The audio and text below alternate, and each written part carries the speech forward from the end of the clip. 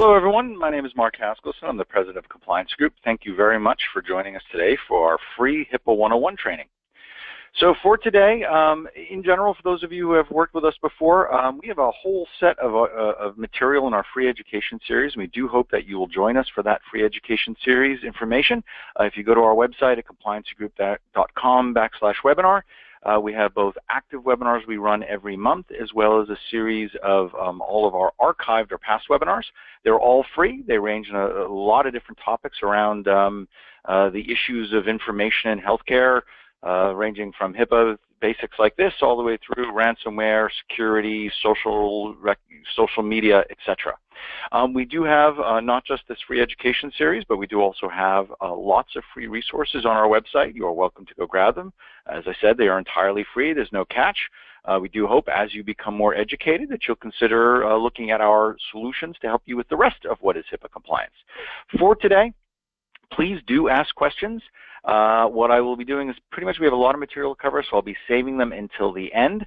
If we do not get a chance to answer your questions on today's webinar, you will get a response back from either myself or someone on my staff within 24 to 48 hours.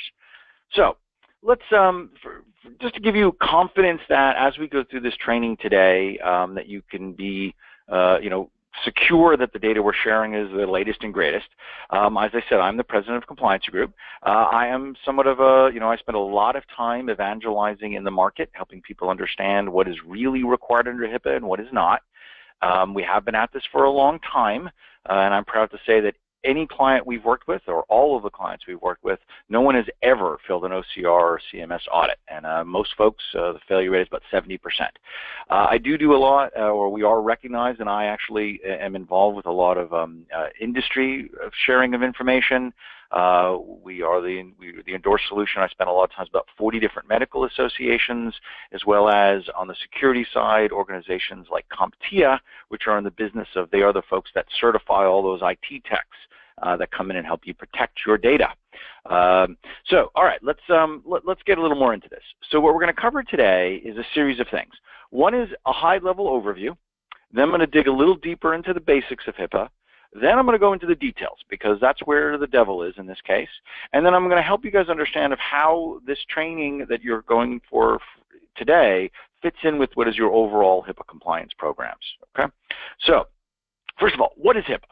So as I'm going through this, folks, feel free to read the slides. I'm going to talk to them. This was originally designed so that if I was not speaking to you, you could actually share this with your staff. They could read it, and that would qualify as them officially doing their training. So what PHI is it's not just electronic information. It's anything written, oral, electronic. It's the paper files you have. It's the EMRs you work with, etc. In the end, it has anything to do with either. It can be their present healthcare information, it can be their current, it can be the future, it can be past. And the best way to look at it is any information that has to do with either treatment, payment, or the operations around healthcare is considered protected health information, okay, or personal health information, whichever way you'd like to look at it. Okay. Now, in the end, all of HIPAA really boils down to you being able to prove a good faith effort in what is HIPAA compliance. Because one of the troubles or challenges of people being HIPAA compliant is it's a rule that has to apply to everyone. Standalone medical practices with 3 employees, to the largest hospitals, to the technology providers and security folks that help support you in protecting of that information. So what you'll see is, who does this apply to? There's really, there's actually 3 different folks that this applies to, but for most organizations, here's what you need to understand. If you are directly involved with payment or treatment, you are a covered entity, okay? That's doctors' offices, insurance companies, health plans, clearinghouses, okay? You are involved with electronically transmitting protected health information, period.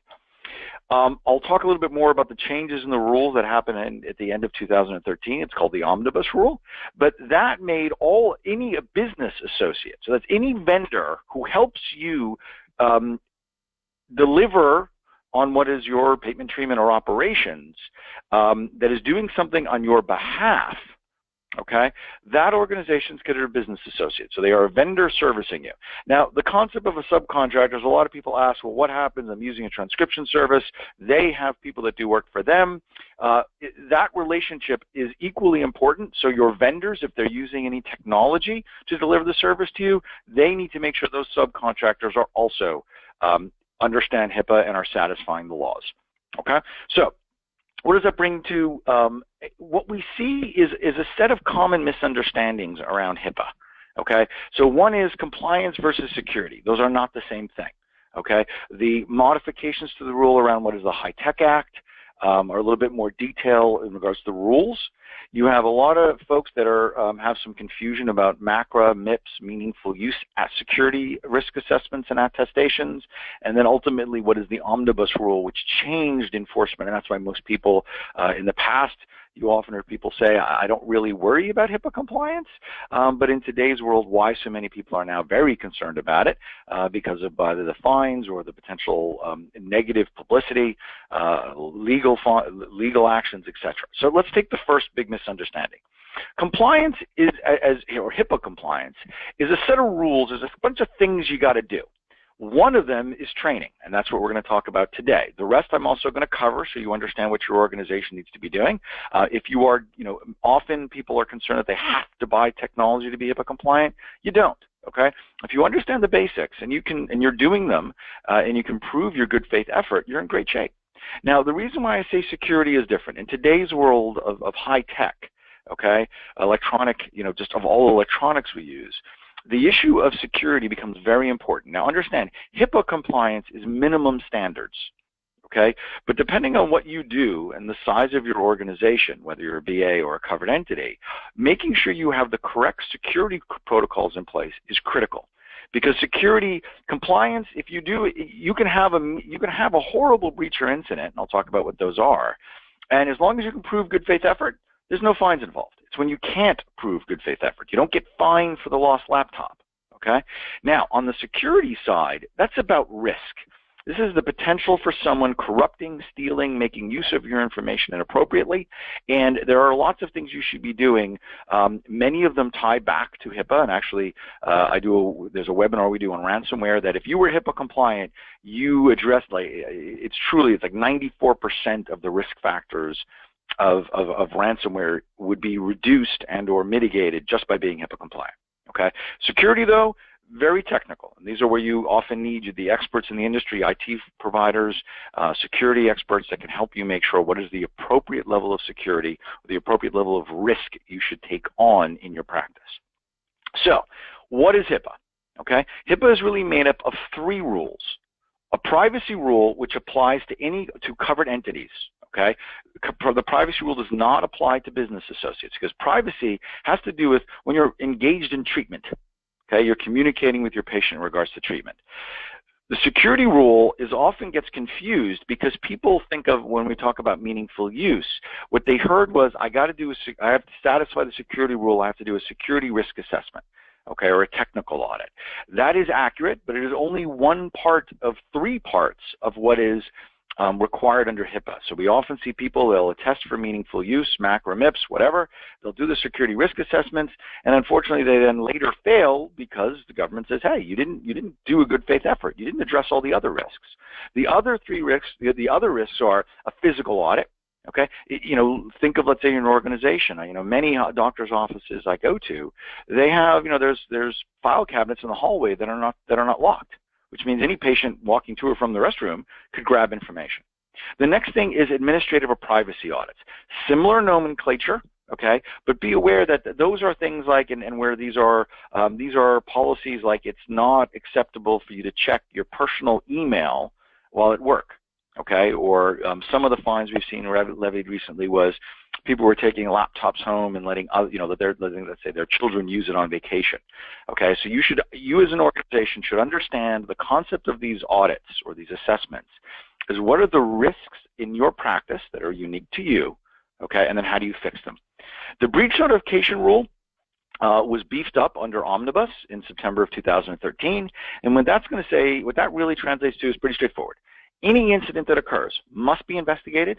When it is investigated, depending on what comes out of that investigation, a meaningful breach reported immediately, non-meaningful breach reported at the end of the year. And I'll go into greater detail about each one of these things as we go through the training.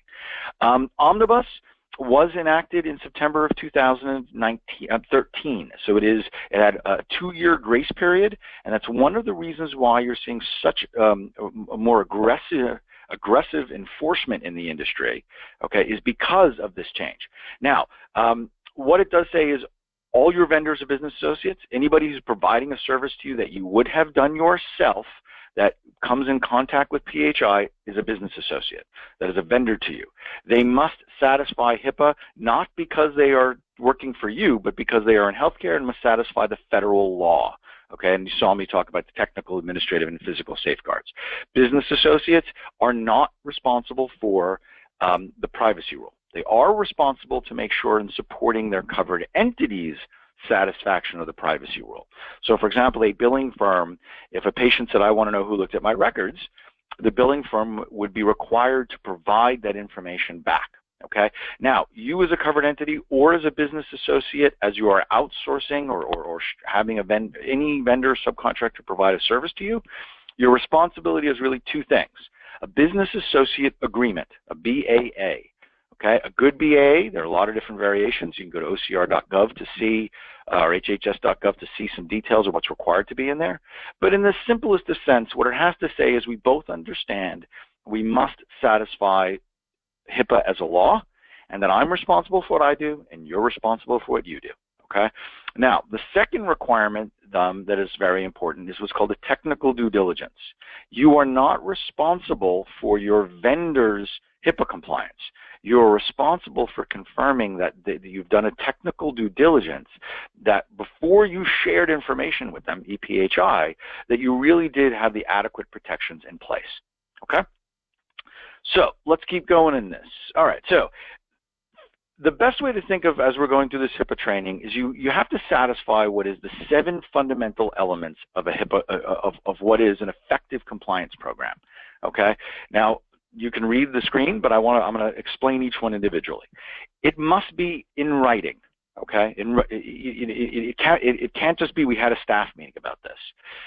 Someone on your staff has to be considered a compliance officer. So somebody has to take on the role. They don't have to have any formal training.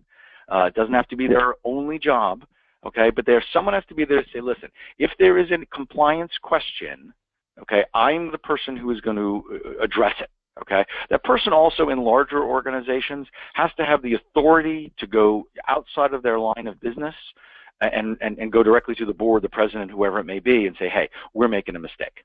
Okay, you have to have effective training and education, and that's what we're going to address today. So we're going to be addressing number 3 in this process. Number 4 is lines of communication. So everybody's got to understand this. Okay, this isn't just a small group of people went through this. You must have good internal monitoring and auditing, and often this is confused with technology. In some ways it is, but it's also, hey, if you notice one of your staff members who shouldn't have any access to, let's say, certain files happens to be going through the file cabinets, why? Okay, and depending on what they're doing, you have to have what is the next thing. In standards, well-publicized disciplinary guidelines, and they have to apply to everybody. Okay, so you understand if you are caught doing this, if you are caught violating our policies and procedures, you will be suspended, fired. It really depends on your code of conduct manuals. Okay, the last thing, which is really the breach notification rule, is do not ignore an incident or a breach. You have to investigate it, and you have to take corrective action and report immediately. Okay, and I'll talk more about what is that requirement.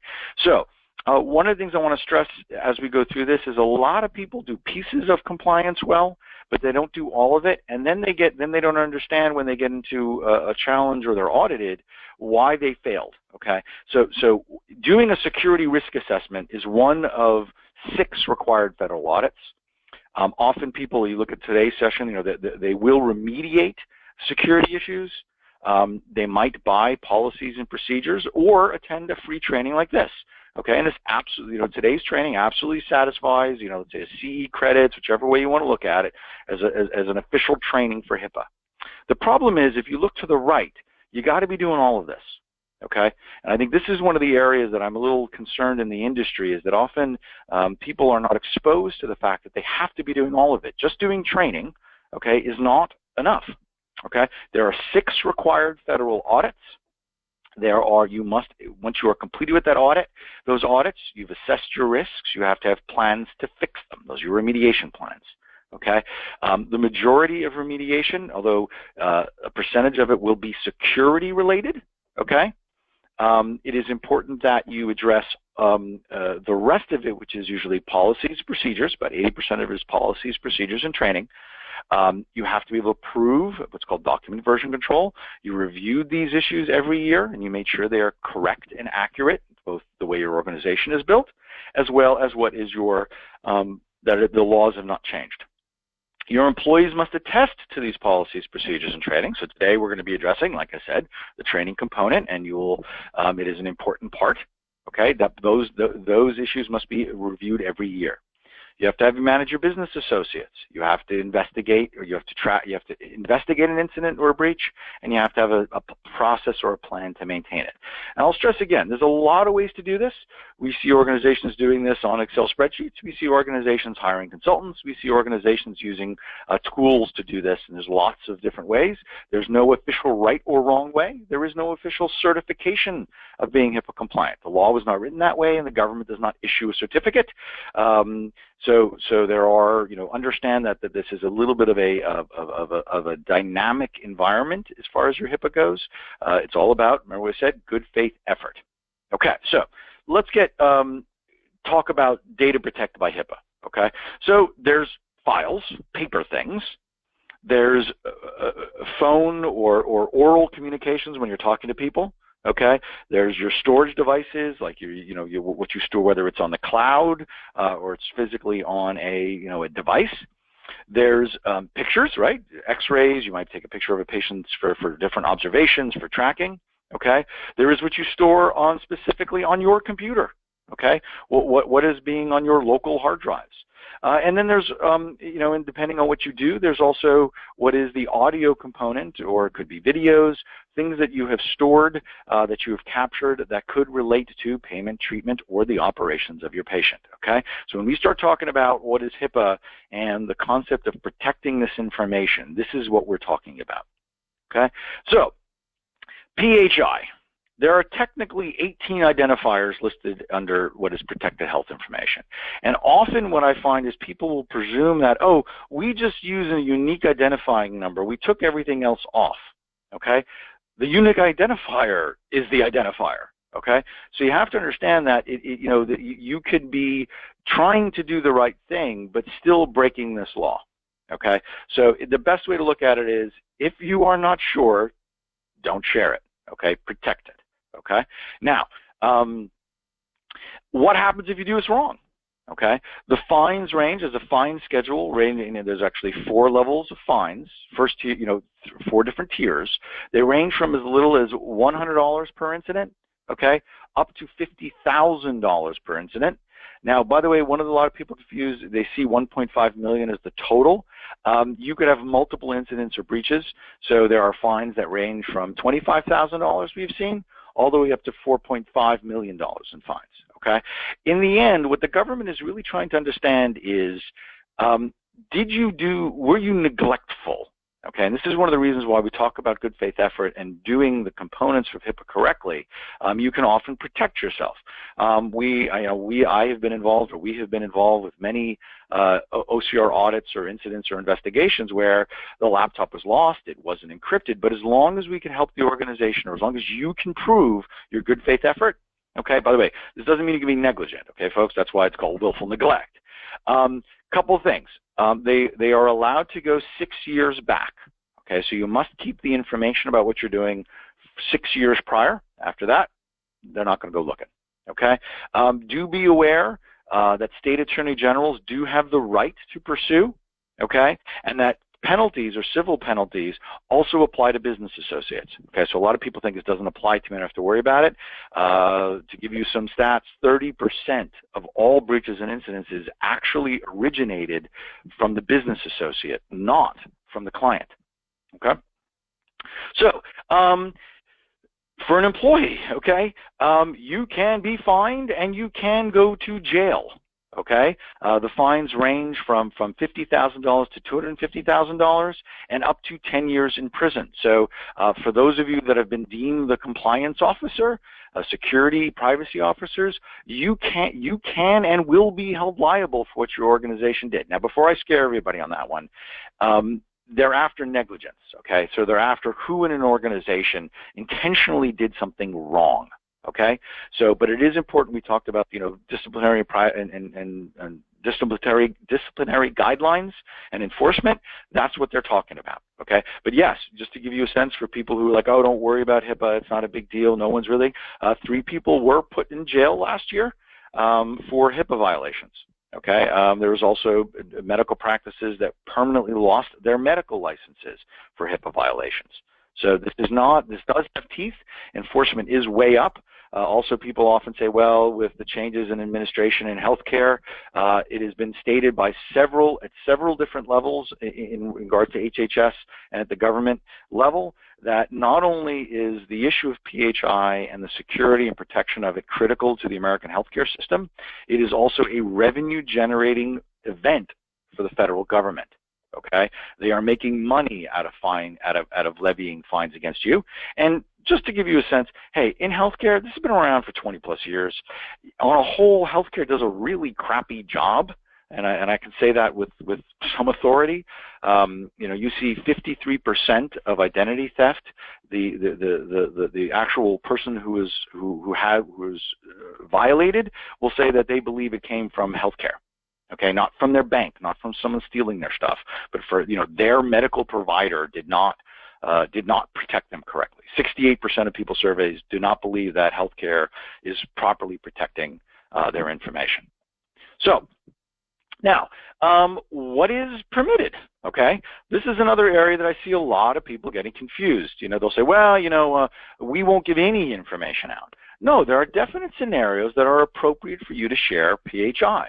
Okay, so are you dealing with treatment, payment, or operations? Okay, and what those are is, hey, 2 doctors talking to each other about giving you better health care. Okay, or the doctor on the phone, the medical billing person, discussing with the insurance company a procedure to get the maximum payment or reimbursement for you. Those are entirely appropriate. Okay, it is okay to discuss that with the patient. Okay, what you have to do is, that is very important. We're going to talk about use and disclosure documentation. It is okay to share information if the patient says, for example, it's okay to share information about me with my significant other, okay, with my spouse. Or it's okay, a child saying with their parent, an elderly person saying with their child. The question here is your use and disclosure documentation has to reflect that. If you are unsure, then no, don't share it, okay? But it's not the next part of what this rule is, and this comes to what's called minimum necessary. Okay, and this comes up a lot with people like, well, a police officer or an EMT, a priest coming or a religious leader coming to someone who's about to pass. You're allowed to share what is minimum necessary information. By the way, this goes also along with if you are sharing information, covered entities talking to each other, insurance companies, it is not appropriate for you to share all the details of what this procedure was. It's what is the minimum necessary information, okay, to be disclosed. Okay, so real world, for example, would be, hey, I came in for this procedure. Okay, it's not okay for you to say this person came in because they were a drunk driver in a major accident and etc. Okay, it is, hey, this person has a head trauma. That is what they are here for. That is what we are talking about. Okay. Now, other privacy safeguards. Hey, a lot of common sense here, folks. You shouldn't be talking about this stuff in hallways. But think about it. In the simplest of terms, what I often say to people is, how would you feel if someone was sharing this information about you in public? Okay, you got to keep stuff secure. A lot of HIPAA is, did you keep it in a secure area? Okay, locked cabinets, locked rooms, information, screens turned away, no materials left out on desks. At the end of the day, making sure you've cleaned up.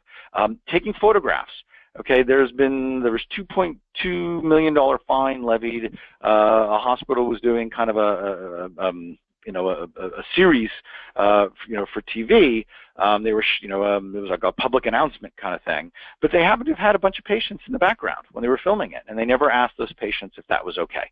Okay, so those are the kind of things where it seemed unintentional or it was not meant to be harmful, but it is the law. You're not allowed to expose people unless they gave you permission. So back to the use and disclosure. Okay, so you should have a series of documentation, your notice of privacy. You have to have your folks, your patients sign use and disclosure documents. You have to keep track of this. Business associate agreements, literally every fine levied in 2016 had some component of failure to have proper business associate agreements. Things like a HIPAA compliant fax cover sheet. By the way, if you don't have one, there's one for free on our website. Feel free to grab that. Data use agreement. A lot of people ask us, what's allowed in, on online reputation management. We'll talk more about that. Unless the patient said it's okay, don't do it. Okay, so research. Here's the deal. Whether it was research, whether it was de-identified data, there's a lot of different terms that get thrown around. Unless the patient has signed an authorization form, don't do it. Specifically, you should have a privacy officer who is in charge of making sure if there's any waivers of that, and that they are tracking it and keeping detailed notes of when exceptions apply. So. The American Recovery and Reinvestment Act, which expanded what is the breach notification rules and enforcement, is the next area that you have to understand. What is a breach? Okay, what is an incident? Okay, and a lot of people will say, well, that wasn't an incident. We didn't bother reporting it. We didn't investigate it. Well, it may very well be. So let's go through a couple of slides about kind of what that is. So what is the definition? Okay, so ARA, okay, which is the American Recovery and Reinvestment Act, okay, 2009 was thing, is basically any time some information was accessed, acquired, or disclosed, okay, which compromises the security or privacy of the information. So there are exceptions, okay.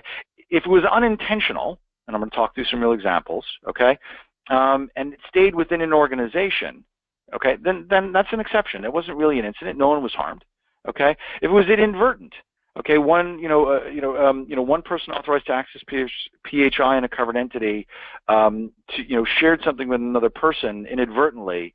Hey, still, it's a covered entity. It's in a protected environment.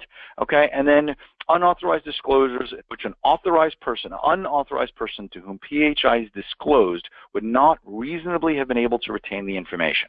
Okay, so that is, we accidentally faxed it to Joe's Bar and Grill. We contacted Joe's Bar and Grill.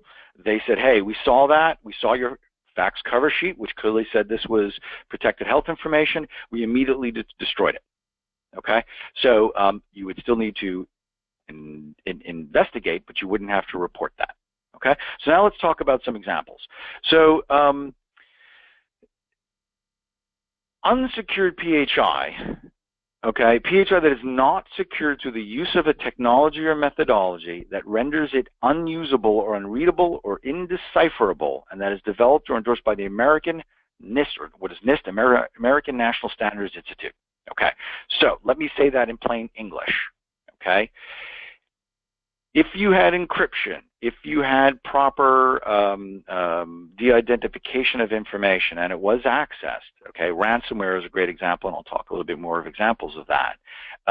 It may not be a breach or incident, okay? So this is why when you hear folks in the industry talking about the importance of shredding documentation or the proper encryption both at rest and in movement of data, secure messaging is the word you might hear.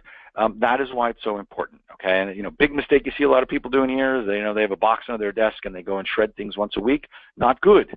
Cleaning person comes in on Tuesday, doesn't know, throws in regular garbage. Okay, and these are the kind of things that you have to watch out for. So let's do some examples. So encryption in today's world, it is not expensive. It is not hard. If you can often do it yourself. There's many firms that you can sign up with that will they're cloud-based storage mechanisms that are fully encrypted. Okay, so please be aware. Now, if you are a larger organization or more sophisticated, or you are not sure, hey, There are lots of organizations. We work with what's called MSPs, managed service providers. These are the local IT guys.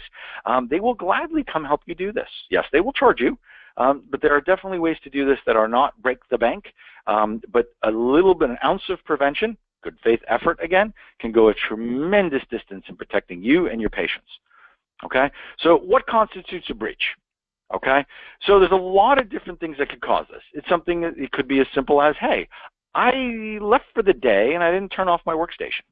Okay, someone truly accessing PHI that they shouldn't have. Inadvertently sharing confidential information. By the way, hey, we're going to share one password. It just seems a lot easier. Does not work. Okay, you're at lunch and you're talking about, oh my God, let me tell you this. Not allowed. Okay, disposal.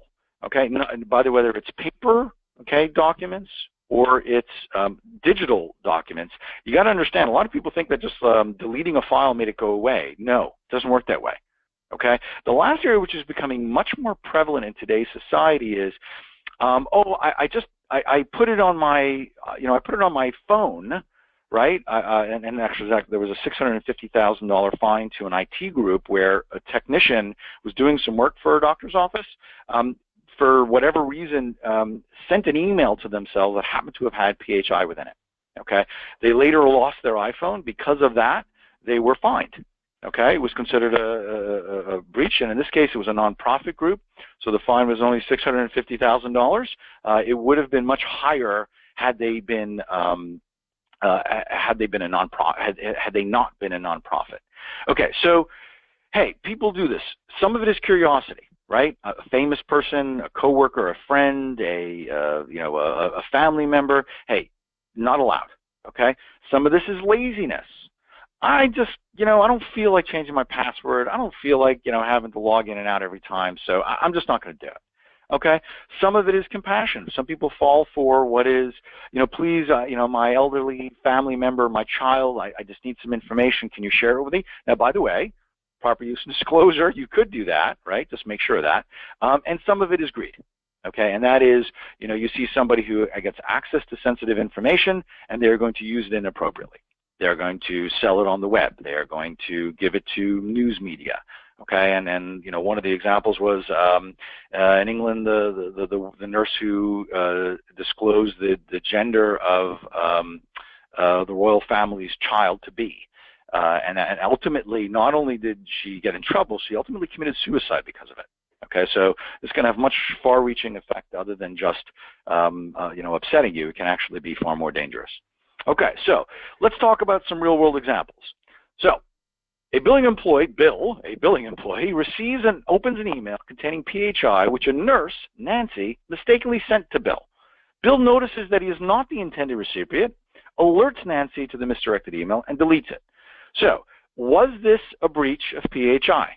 Okay, and if you think about it for a second, think about some of the things I've shared, and let's look what is the correct answer. No. Why? Because it wasn't Bill's intention to grab the PHI. Okay, even though he was not authorized to access it, he opened it by mistake. He immediately realized that this was PHI, notified the folks, and basically, let's say, deleted it or destroyed it. Okay, so this was not a breach. Okay, he didn't use it for any personal gain. It was immediately identified. Okay, so here's an example too. Rhonda is a receptionist for a covered entity. Due to her work responsibility, she is not authorized to access PHI. Rhonda decides to look through the patient files to learn about a friend's last visit to the doctor. Is this a breach? Yes. Okay, this is absolutely a breach. You should have had policies and procedures. Rhonda should have been trained to know that this is not allowed. And in this case, it must be investigated and corrected. Okay, so that could be additional training to Rhonda. That could be Rhonda should be fired. Okay, it really depends. So let's do another example. Rob, a research assistant, wanted to get ahead on some statistical work.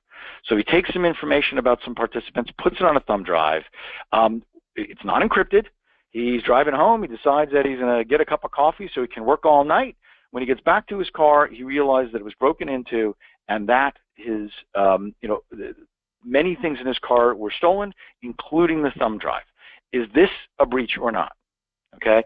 Yes, this is a breach, and it actually is a breach on a whole bunch of levels. Okay. So you should have had policies and procedures. So one, why was he removing confidential information without approval? 2, why was this put on a personal device, okay, that was unsecured, okay? Yeah. Lastly, you know, all of these combined are why many people with the best of intentions are making serious HIPAA violations. Okay, this could have been a laptop, could have been a phone. Either way, should not have grabbed it, should have had permission, should have had it encrypted, should have had, you know, there's a whole bunch of things that they should have had in place.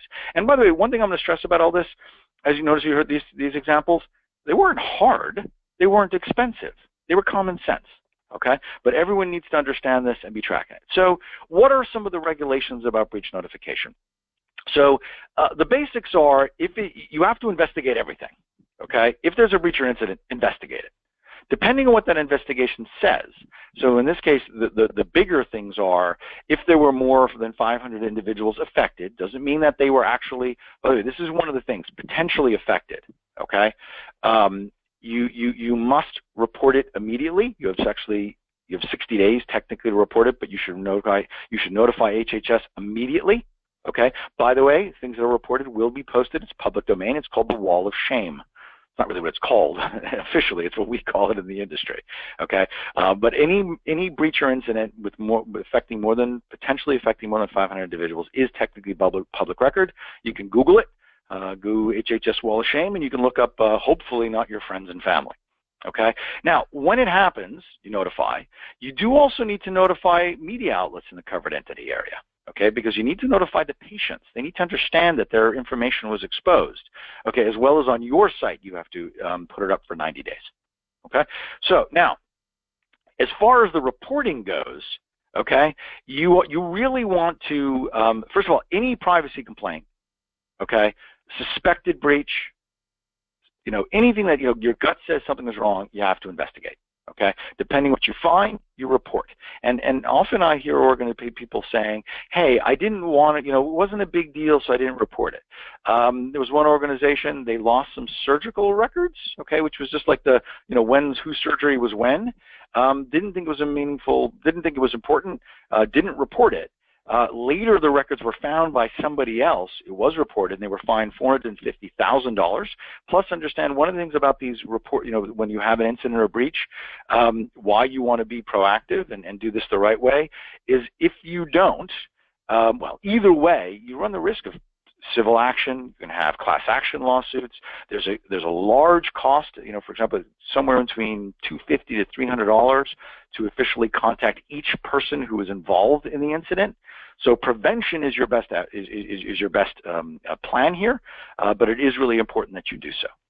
So general rules about all this, security standards, okay? And this is an area where I see a whole bunch of different stuff going on here. Often I see people completely overdo it, and I see people completely underdo it, okay?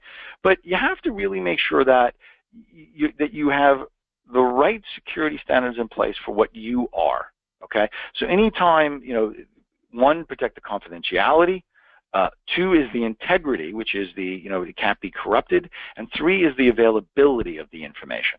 Okay, so you have to look at it as what is, and the word you're going to see here multiple times is reasonable. Okay, nobody is bulletproof. Okay, the government is not bulletproof. All right, if someone is, and in the world of security, the statement I have heard said by many times is, if someone wants to get to your data, it is only a function of time and money before they get to it. Okay, so understand, there's almost nothing you can do to completely protect your information. Okay, for one thing, someone could just break in and steal your computer, right? So, you know, maybe you had an alarm, but unless you had to chain to the wall, and even then they could dismantle it, right? Now, it is important, you know, things like virus, ransomware, there's a lot of different things that are happening in today's world that really what it's going to come back to is the policies and procedures you have in place. And this is, you know, there are some very famous security experts who've made the statement, and it goes something like this. Every breach or incident that has ever occurred was directly related to either one of 2 things. You either didn't have a policy or procedure in regards to this, or you failed to enforce it. And this is why, you know, the issue of training, policies, and procedures is equal, if not more important than the technology you put in place to protect this information. Okay, so let's keep going. So rules for access. Well, it's a couple of common sense, right? I should only have access to the things that have to do with what I do for my job, right? So I shouldn't, if there's no reason for me to have access to the detailed medical records, then I shouldn't, right? If my role is scheduling appointments, I don't need to know what your procedure was, what you came in for last year. I just need to know how to schedule your appointment. Okay, minimum necessary, as we talked about earlier, it has to do with, hey, what's pertinent to here, okay? You should have levels of access, okay? And most systems today, whether they're EHRs or billing platforms, have, supervisory versus management versus, just basic level of access, okay? You should have that defined. Okay. If as people's roles change, you should have some sort of tracking mechanism to make sure that you keep, that if they needed more or less information, it is properly managed. You also have to have a process that when you do fire someone or someone leaves your firm, that you properly turn off all their access. Matter of fact, there was a $4.2 million fine for an organization. And what happened was they hired a third-party organization to put some software on their network. When the person left, they were supposed to turn it off. They had a policy for it. They just forgot to do it, okay? Because of that, ultimately, there was a major access to the data, so they were fined, considered grossly negligent for not having done what their own policies dictated, okay? So common sense, folks. Just protect the information. Don't give access to people who shouldn't have it. Make sure the people who do have access, that you are monitoring and controlling that access point. Okay, so rules for protecting information. Well, okay, basic one. Let's go into the term of supervising information. So unauthorized people should not be allowed in restricted areas. So if you have a file room, a patient should not be allowed to walk in there. A salesperson who's coming to service you should not be allowed in there, okay? Things like your computer screens. You don't necessarily, although there are, tools that you can put on a screen to make it, kind of invisible, just don't, make sure this thing is not public facing, okay? So, the staff that's working with it can see it, but that someone walking by can't, okay? Passwords, updated. You should turn, there should be, people will often say, well, it's a pain in the butt every time I go in and out, so I turned off my, the automatic, the automatic, turning on of my password, the logging off. Don't do that, okay? If you're working on a file and you need to step away, well, if it's electronic, turn it off, okay? If it's just regular paperwork, something as simple as turning it over on your desk, keeping a file folder, putting it in a drawer. These are things that are, these are easy ways to protect PHI. The issue of data and being duplicated or transmitted or stored, do not throw this on, unencrypted devices. Simple as that. It's okay. Now, if you do have situations like that, people working remotely, there are methodologies, policies, and procedures that should be in place to make sure that is done correctly. Okay, so there are ways to do this safely. Just make sure you're following those rules. Okay, encryption.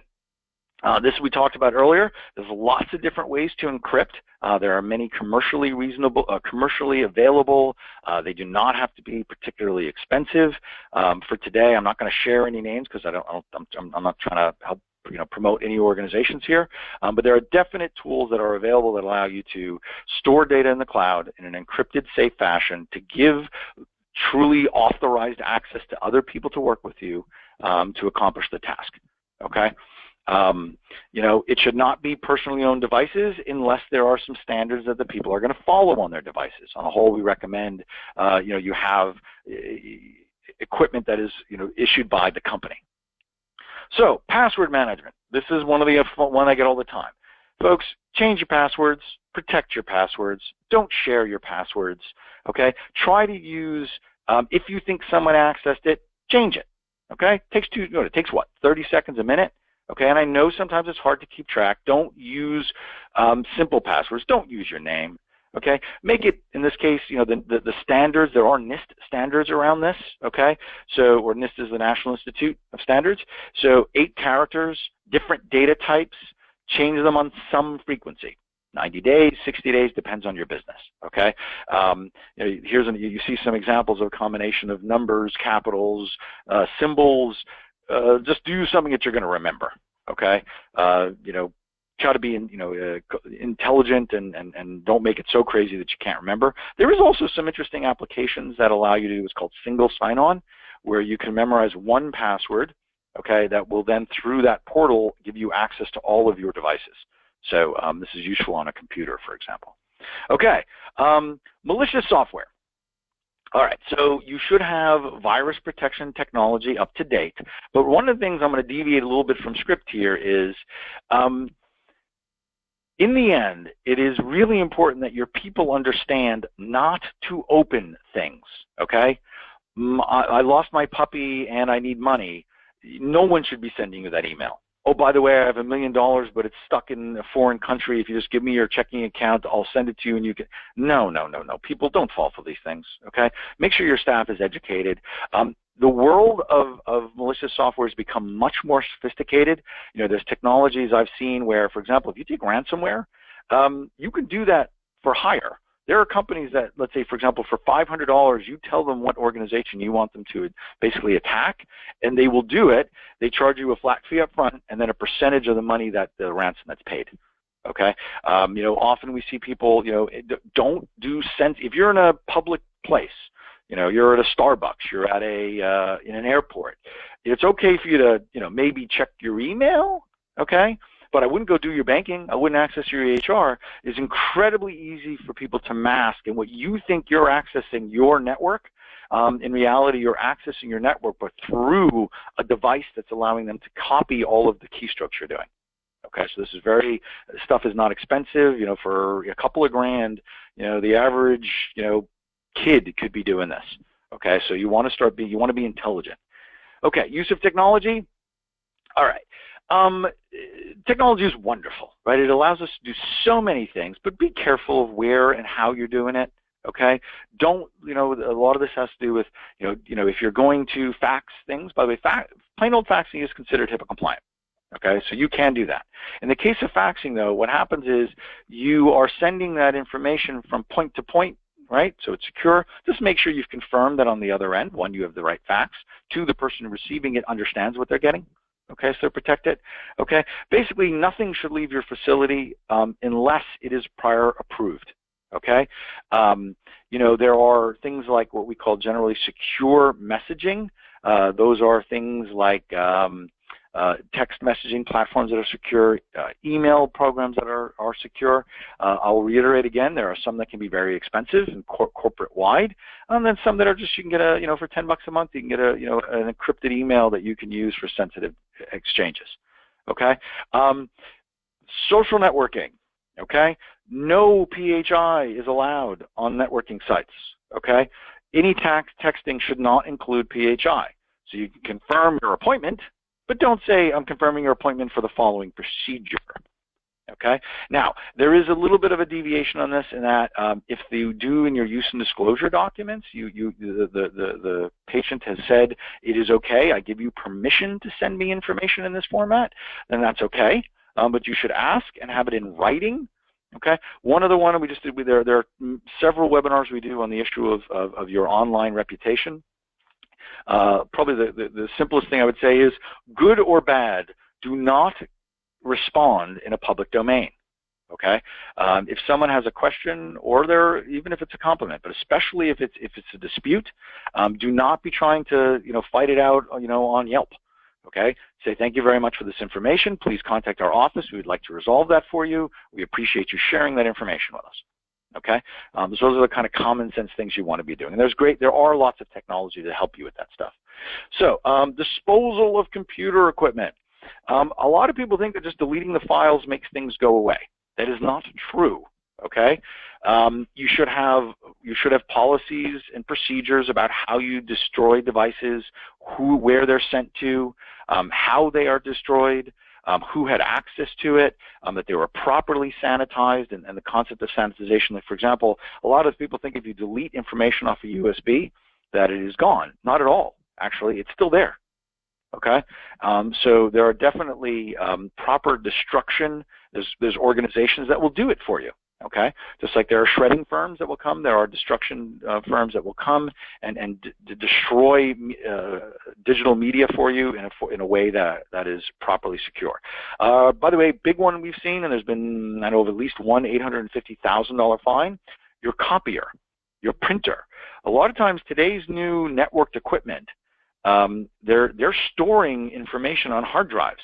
Okay, it's part of the way. You've ever had your fax machine or your copier say, "Hey, we're full. We're full. We can't print the other page." That data was stored. Okay, so don't just presume that you can throw your fax machine out or your copier and not worry about it. You need to make sure you properly remove the information. So, facility access controls. This is people walking in and out. Common sense, right? When someone comes in, I shouldn't be able to walk past your front desk, go into the back storage room, and access either files or something as not as noticeable. This gets more into the technology espionage area. Be able to slip a USB into your network. Okay, I've seen this often. I see folks who don't want to use the cloud, who they have their servers often in a storeroom or in a kitchen. Okay, the break room, and it's really pretty easy for folks to get in there. So locks, card accesses, this does not have to be highly technical. Often when we're talking about physical audits with people, we'll say, hey, listen, you don't need to buy $2,000 worth of biometric access controls. How about go get a simple key code lock from Home Depot or Lowe's, okay, for $100. Okay, if you do identify anything, tell your people. Whether you have a full-time privacy, security, and compliance officers, make sure the person responsible for this understands if they see a problem or somebody inappropriately accessing something. So reporting, you definitely got to report it. Okay, and the incidents that include are, hey, something got stolen, a piece of equipment was damaged, passwords, systems, somebody isn't following a policy. Oh well, everyone, no one actually turns off their access. We all do that anyway. Okay, if you do see what looks like someone did try to access your computer, you notice that you may have virus or spam control that says something was accessed. Okay, even if you did see it and you deleted it, let somebody know that it happened. Okay, because often what happens is if you're being targeted for someone trying to break into your system, and by the way, that is the smallest type of incident that exists. It's only 11% of the overall breaches and incidences are truly somebody trying to break in to your system. The biggest area is the most simple, which was theft or loss. Okay, I lost my laptop, or somebody broke into my car, stole my phone. Okay, probably the other way around. Stole a laptop out of a car and lost phone is probably more prevalent. And just to give you a sense, the statistics say that 1 in 10 will lose an electronic device in a given year, which means if you've got more than 10 employees, you absolutely are having a meaningful breach once a year, okay, if not more. All right, so I want to go back to that slide I shared a little earlier. Today's training, and by the way, you have all completed your training, but don't leave yet. There's still 1 or 2 more pieces to this, okay? Understand that doing training, policies and procedures, security risks assessments, address many important components of HIPAA, but if you are not doing everything, if you are not doing the things on the right, you are not HIPAA compliant, you are not showing good faith effort, even though you did good training and good at policies and procedures, if it is identified, you will be fined. You could have not just the fines from the government, civil action from what is class action lawsuits, and if nothing else, the cost of having to notify everybody at roughly $250 to $300 per can really be painful for a company. Okay, and I do think that a lot of this has to do with branding. A lot of when I speak to people, I try to explain that don't think of HIPAA as this ugly law. Think of it as it's your brand. Okay, and the Starbucks example I use often is, why do we spend an extra $12 for a cup of coffee? Because it's a really good cup of coffee and it's always the same. How do they do that? Now, and as I go through these words, think of what the 7 elements were of an effective compliance program. Okay, Starbucks coffee barista. Okay, they are trained. They have very specific policies and procedures. They are in writing. Okay, there is someone responsible for monitoring and auditing and making sure they are doing it the way they were trained and the policies procedures say. If they don't do that, they will be notified, there's disciplinary action, and they will most likely be reprimanded or fired. Okay, so that Starbucks cup of coffee, that, you know, the restaurant you like, the whatever, okay, the big brands in America. That's just simple 7 elements of an effective compliance program. Okay, and that is really the point that I wanted to kind of make with you all today. So there are lots of some references here. You should know your security, privacy, and compliance officers at your office. If you are looking for additional outside resources, I mentioned earlier our website has a bunch of free services at Compliancy Group, but officially from the government on the privacy side, there's hhs.gov. And on the security side, there's cms.hhs.gov security standards. So there's lots of tools that are available to you. Okay? If you do have questions, we on our website do have an Ask the Auditor chat function. You can also email us. We will gladly answer your questions. You can reach out to me directly. So please don't be shy. We think that being HIPAA compliant is great. Unfortunately, folks, the closure here is this training session addressed an important piece, but did not address all of compliance. Okay, so let me take a couple of questions. Okay, so first question is, patient has left a voicemail asking us to call back and leave the information about their appointment. Okay, that and all of it goes back into the use and disclosure. If your patient said it's okay, if you had a use of disclosure document or your patient sent you something in writing, I prefer in writing over an email, but an email is considered okay, saying, yeah, I want you to share my information with my brother, sister, cousin, child, whatever it may be, that's okay. You should also have a use and disclosure document that, you know, is it okay, and more you see this is it okay for me to leave a message on your answering machine? Okay, is it okay for me to send you an email? Okay, who else can be notified? Spouse, significant other, child, parent. Okay, you want to ask these questions up front, and when you get the answer, that's what you do. Okay, next one. This is about business associate agreements. Okay, what do I do if my vendor will not sign a BA agreement? Real simple. Go find another vendor. Okay, and there is no words to mince on this issue. Okay, if you have a provider, whatever they do for you, from billing, EMS, technology, EHR, technology, calendaring app, you name it. If they are not willing to sign a business associate agreement and satisfy the technical due diligence, go find another vendor. Simple as that. There is no mincing of words on this. Okay, it is you are putting your reputation and practice at risk, obviously, and you are absolutely putting your patient's information at risk. Okay, so there's no debate on that. All right, let's take one more because we're coming up on the hour, and I would like to let you all get back to work. Next one is if I do want to erase a USB, how do I do it? Okay, so erasing USB drives. Most computers, whether you're a Mac or a PC, you will, if you look in the utility tools, there's a tool to do that. It's kind of tech geeky here, so I'm not going to try to go too deep on that one. But yes, there are definitely tools to help you do that. As I said, if you're dealing with a larger issue where you are disposing of a whole set of computers, call somebody. Okay, there are definitely organizations that's what they do for a living. Next question, secure messaging. Okay, I'm sorry. The question is about how do I have to have an encrypted email for everyone in my company? Well, that's a good way to do it. Okay, but I do see also I'm a big believer in what is practical or good faith. You know, we talk about good faith efforts. You can have one email address, $5–10 a month. Okay, that anytime anybody on your staff needs to exchange PHI in a secure fashion, they use that one email address. Okay, obviously having like an Office 365 where, you know, it's built in and it's everybody is the optimal scenario. Same thing with messaging. Okay, there are many secure messaging platforms, so you want to make sure you find the right secure messaging platform. Okay, so all right, I hope that this was valuable to you all. We are now at the hour.